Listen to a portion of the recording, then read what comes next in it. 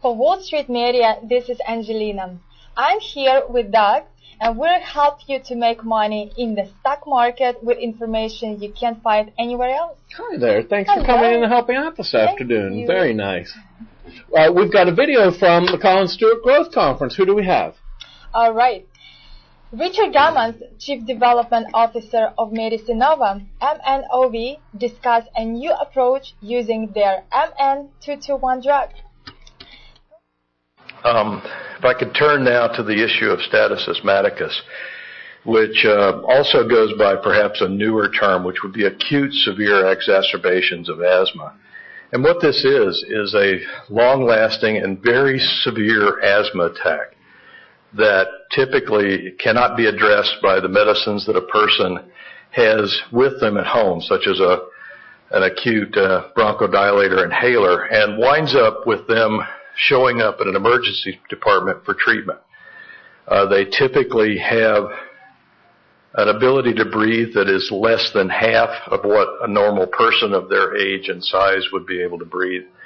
And it has not responded to their therapy, and they show up at the emergency department to resolve this issue. It's a serious event, and it is life-threatening. MN221 is a novel, very selective beta-2 adrenergic receptor agonist. This is the class of compounds which has been predominant in providing bronchodilation in the treatment of asthma. In particular, this compound is selective for the subtype of beta receptor that resides primarily on smooth muscles such as the lung tissues and the bronchioles, and does not have much of effect on the subtype of receptor, the beta-1 receptor, that is predominantly affects the heart, which has been the limiting side effect that has limited the use of beta agonists by the parenteral route to date.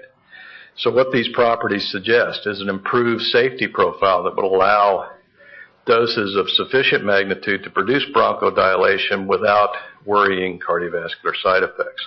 It's formulated in an IV preparation so that it be administered to people who are having difficulty breathing and they would not be required to inhale the medicine through bronchial tubes that are already very constricted.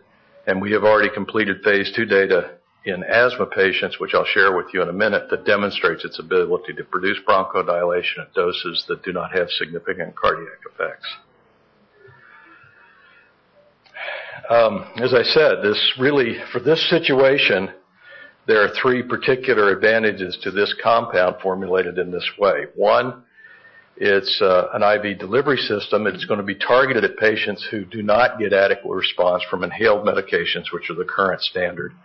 It's selective for the receptor that works on the lung tissue in particular, and it doesn't have a full effect on the heart receptor, the beta-1 receptor, for improved safety profile. Hey, that was great. Now, if you want to see the whole thing, we've got 3 days worth of CEOs, and they're at wsw.com/webcast/CLST. And Angelina has a couple more highlights for us. What do you have? Notes from today. All right, let's see what we have. Thomas Hook, CEO of Great Batch GB, talked about the company's rapid expansion. Peter Gaffney, EVP of Integral System, ISYS, described their new Protostar system. William Van Vliet, CEO of Applied Signal Technology, APSG, announced $10 million in contracts. Mark Westgate, CFO of NextMed, NEXM, spoke about the company's new drug products on the horizon. Fantastic. Thanks so much for your help today. And guys, you have the whole Colin Stewart Conference you can look. And don't forget, we've got Boone Pickens that you can see and Rich Gordon from Wachovia Securities back on our website. We're here every day at Wall Street Media. You can find us directly at wsmco.com. Thanks. Thank you.